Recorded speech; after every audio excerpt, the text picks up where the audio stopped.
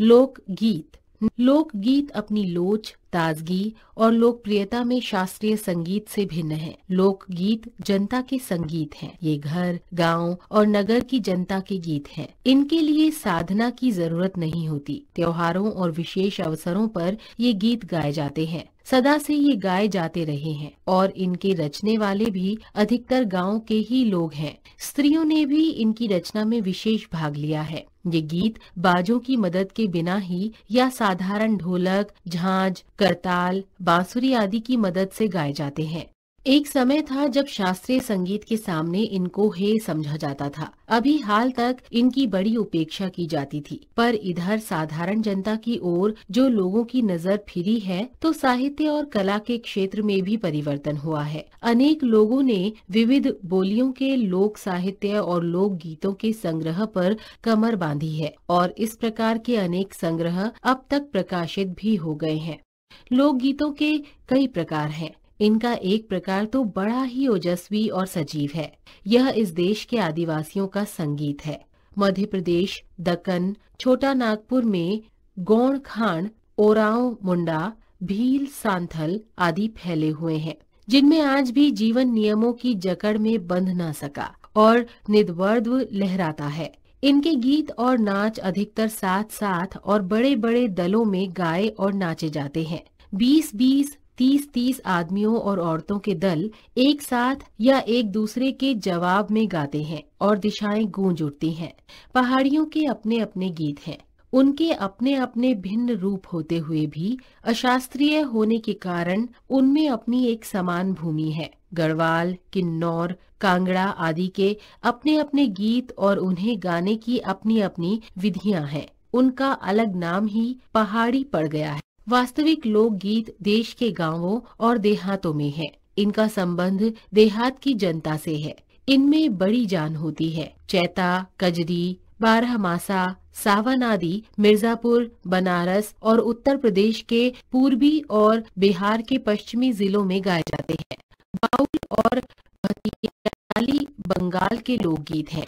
पंजाब में माहिया आदि इसी प्रकार के हैं। हीर रांझा, सुनी महिवाल संबंधी गीत पंजाबी में और ढोला मारू आदि के गीत राजस्थानी में बड़े चाव से गाए जाते हैं। इन देहाती गीतों के रचयिता कोरी कल्पना को इतना मान न देकर अपने गीतों के विषय रोजमर्रा के बहते जीवन से लेते हैं, जिससे वे सीधे मर्म को छू लेते हैं। उनके राग भी साधारणतः पीलू, सारंग, दुर्गा, सावन, सोरठ आदि हैं। कहरवा, बिहरा, धोबिया आदि देहात में बहुत गाए जाते हैं और बड़ी भीड़ आकर्षित करते हैं। इनकी भाषा के संबंध में कहा जा चुका है कि ये सभी लोकगीत गांवों और इलाकों की बोलियों में गाए जाते हैं। इसी कारण से बड़े आह्लादकर और आनंददायक होते हैं। राग तो इन गीतों के आकर्षक होते ही हैं। इनकी समझी जा सकने वाली भाषा भी इनकी सफलता का कारण है। भोजपुरी में करीब 30-40 वर्षों से विदेशिया का प्रचार हुआ है। गाने वालों के अनेक समूह इन्हें गाते हुए देहात में फिरते हैं। उधर के जिलों में, विशेषकर बिहार में, विदेशिया से बढ़कर दूसरे गाने लोकप्रिय नहीं है। इन गीतों में अधिकतर रसिक प्रियों और प्रियाओं की बात रहती है। परदेसी प्रेमी और इनसे करुणा और विरह का रस बरसता है। जंगल की जातियों आदि के भी दल गीत होते हैं, जो अधिकतर बिहरा आदि में गाए जाते हैं। पुरुष एक ओर और स्त्रियां दूसरी ओर एक दूसरे के जवाब के रूप में दल बांधकर गाते हैं और दिशाएं गूंज उठती हैं। पर उधर कुछ समय से इस प्रकार के दलीय गायन का ह्रास हुआ है। एक दूसरे प्रकार के बड़े लोकप्रिय गाने आल्लाह के हैं। अधिकतर ये बुंदेलखंडी में गाए जाते हैं। आरंभ तो इनका चंदेल राजाओं के राजकवि जगनिक से माना जाता है, जिसने आल्लाह उदल की वीरता का अपने महाकाव्य में बखान किया। पर निश्चय ही उसके छंद को लेकर जनबोली में उसके विषय को दूसरे देहाती कवियों ने भी समय समय पर अपने गीतों में उतारा और ये गीत हमारे गांवों में आज भी बहुत प्रेम से गाए जाते हैं। इन्हीं गाने वाले गांव-गांव ढोलक लिए गाते फिरते हैं। इसी की सीमा पर उन गीतों का भी स्थान है जिन्हें नट रस्सियों पर खेल करते हुए गाते हैं। अधिकतर ये गद्य पद्यात्मक है और इनके अपने बोल हैं। अनंत संख्या अपने देश में स्त्रियों के गीतों की है तो ये भी लोकगीत ही, पर अधिकतर इन्हें औरतें ही गाती हैं। इन्हें सिरजती भी अधिकतर वही हैं। वैसे मर्द रचने वालों या गाने वालों की भी कमी नहीं है, पर इन गीतों का संबंध विशेषतः स्त्रियों से है। इस दृष्टि से भारत इस दिशा में सभी देशों से भिन्न है, क्योंकि संसार के अन्य देशों में स्त्रियों के अपने गीत मर्दों या जनगीतों से अलग और भिन्न नहीं है, बल्कि मिले जुले ही हैं।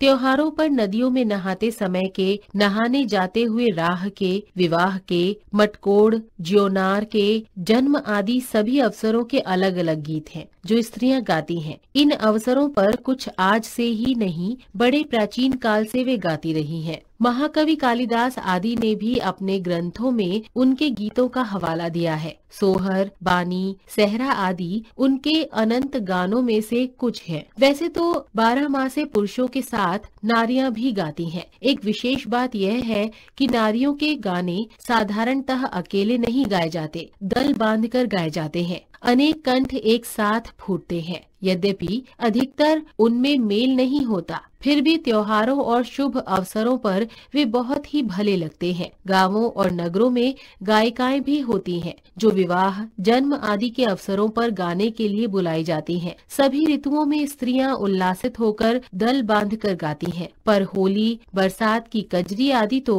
उनकी अपनी विशेषता है जो सुनते ही बनती है। पूरब की बोलियों में अधिकतर मैथिल, कोकिल, विद्यापति के गीत गाए जाते हैं, पर सारे देश के कश्मीर से कन्याकुमारी, केरल तक और काठियावाड़, गुजरात, राजस्थान से ओडिशा, आंध्र तक अपने अपने विद्यापति हैं। स्त्रियां ढोलक की मदद से गाती हैं। अधिकतर उनके गाने के साथ नाच का भी पुट होता है। गुजरात का एक प्रकार का दलीय गायन गरबा है, जिसे विशेष विधि से घेरे में घूम घूम कर औरतें गाती हैं। साथ ही लड़कियां भी बजाती जाती हैं जो बाजे का काम करती हैं।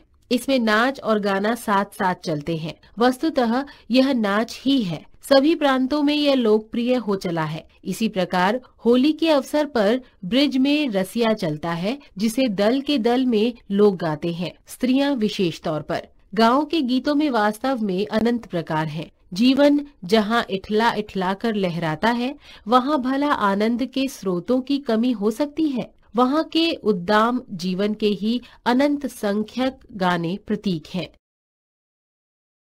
मूल्य: लोक गीतों का महत्व, पारंपरिक जानकारी, देश की संस्कृति पर गर्व।